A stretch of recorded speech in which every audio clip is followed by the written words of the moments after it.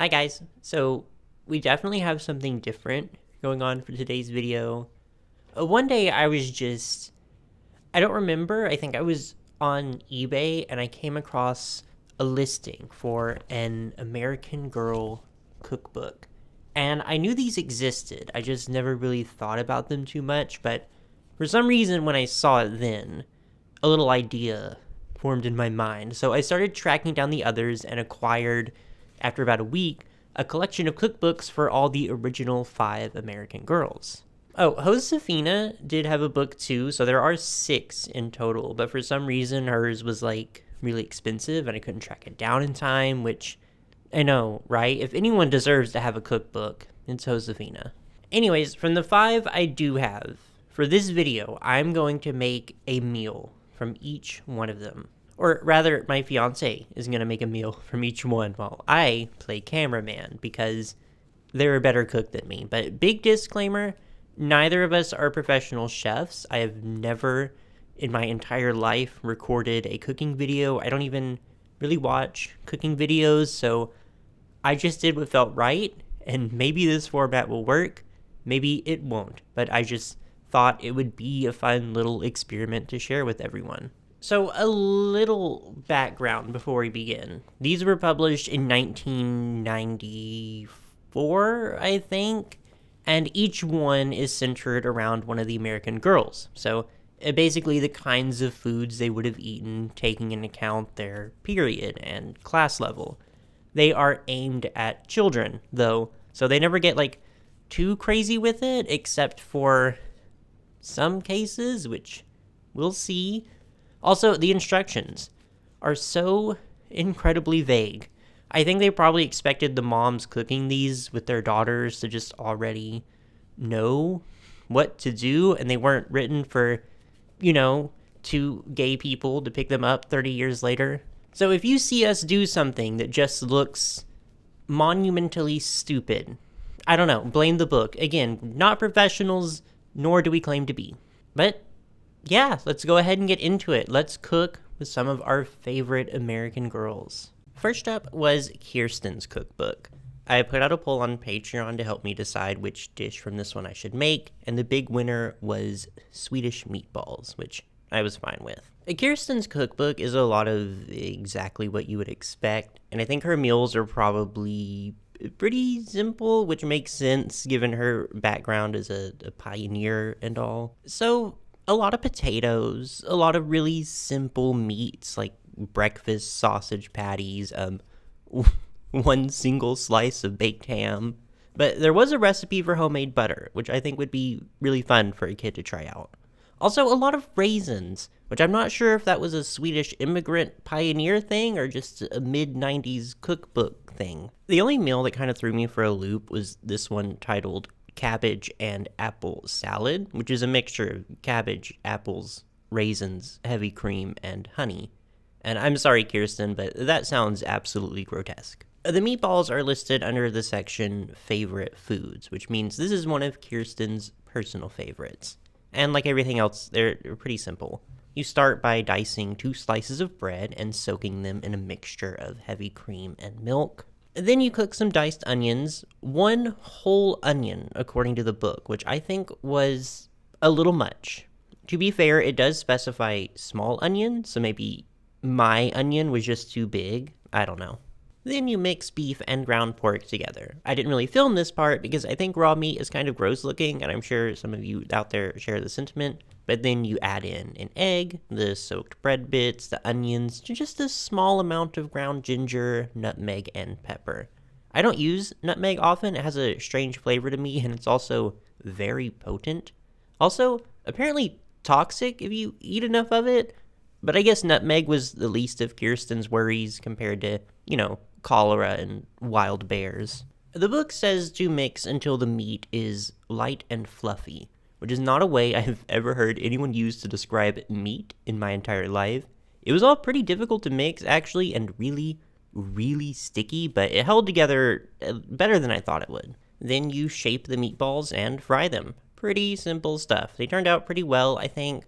I was worried they'd be under seasoned since the recipe didn't really call for much, but my fiance really enjoyed them.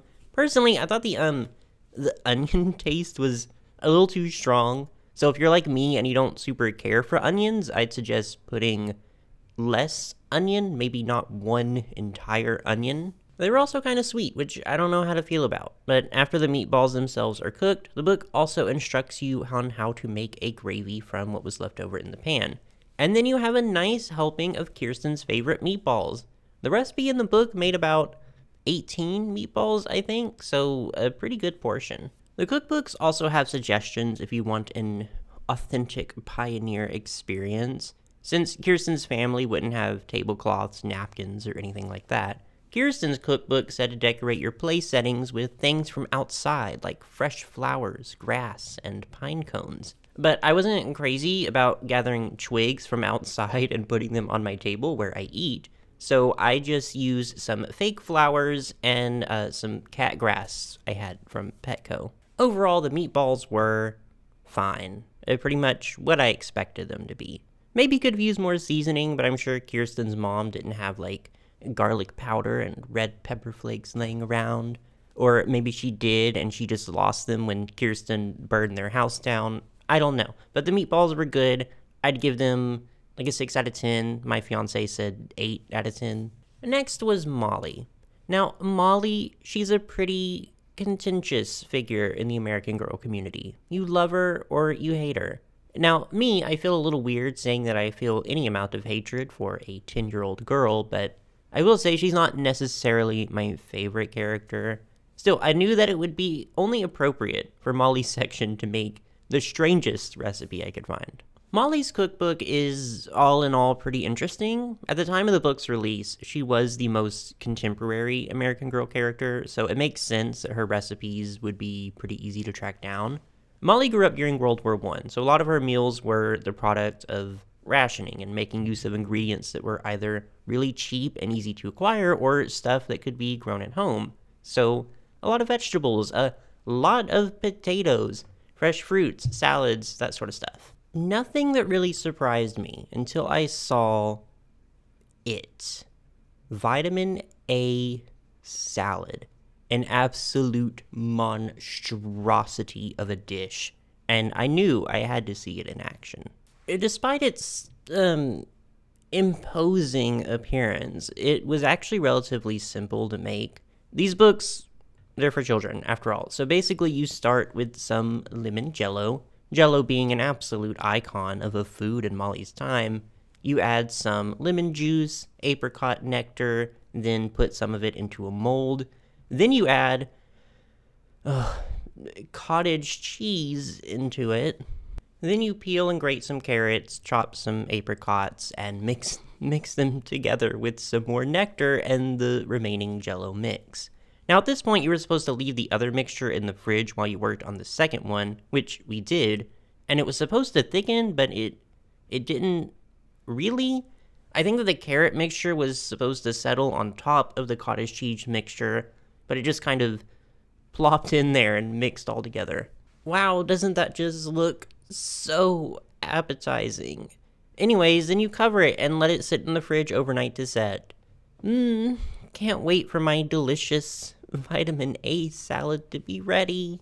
When it's done, you pop it out of the mold and then garnish with lettuce leaves, and there you go. One beautiful, nutritious vitamin A salad. Yeah, so obviously ours didn't come out looking quite right. I think maybe if we had used an aluminum mold and not a silicone one, it may have come out a little prettier, but I mean, this meal can really only look so good, right? Anyways, this tasted awful, just absolutely foul. These are not ingredients that ever need to be mixed. The carrots, cottage cheese, and lemon jello all together made it like incredibly sour.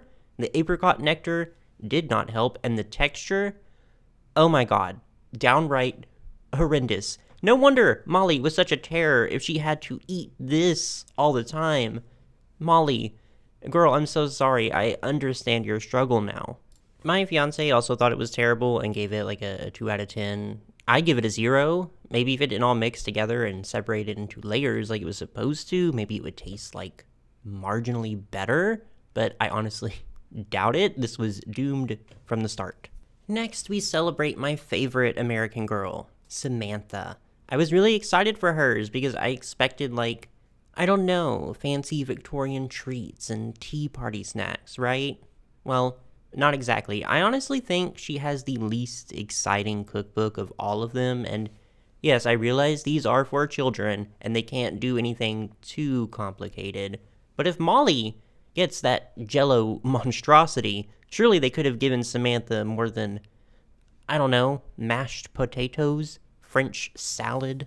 But I decided to go with Samantha's jelly biscuits for the video, because I wanted something sweet, and they look pretty good. Do I need more reasoning than that? Anyways, I think I'm going to keep saying this, but they're pretty simple. You make the dough from flour, baking powder, sugar, and salt.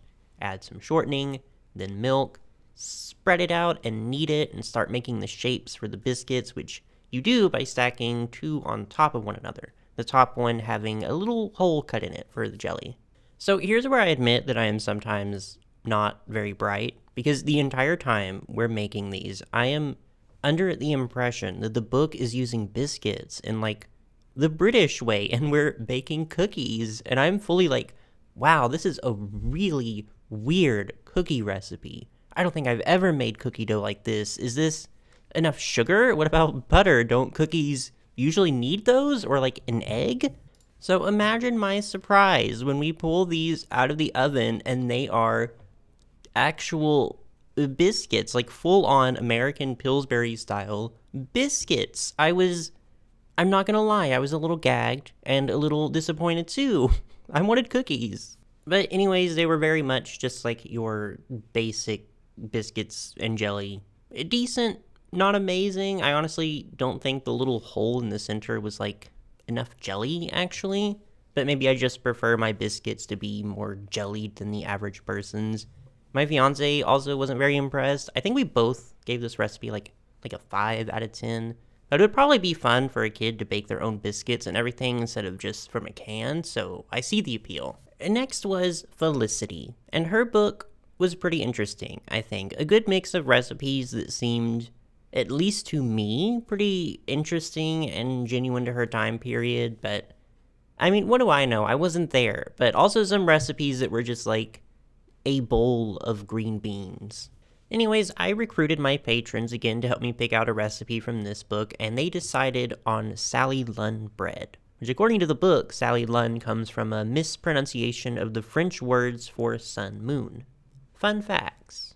Baking bread is not something we have a lot of experience with, so I didn't go into this recipe feeling extremely confident. It really isn't too complicated though, which, yes, again, these are recipes for kids. But you start by warming some milk in a saucepan, then add some water and the yeast and stir it in. Then you mix together the butter and sugar until creamy, crack in 2 eggs and beat them in there. In another bowl, mix flour and salt and combine them together in increments along with the yeast mixture. And here's where I think we messed up a little, because you're supposed to let the batter rise in a warm place for an hour until it's doubled in size.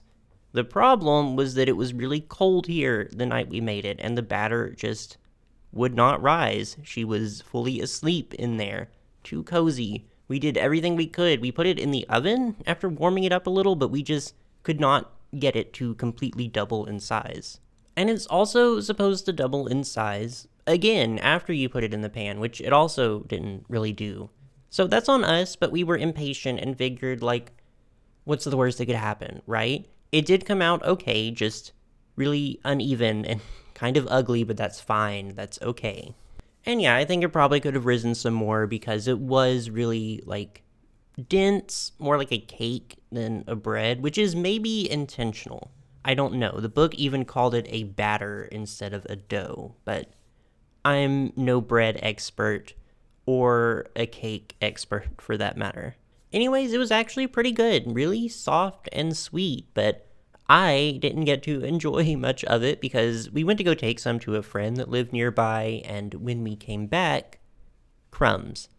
Nothing left. All the bread gone because my greedy ass dog ate it. He ate my bread, he stole my Sally Lun bread, and he ate it. It must have been pretty good because he looked pretty freaking satisfied with himself.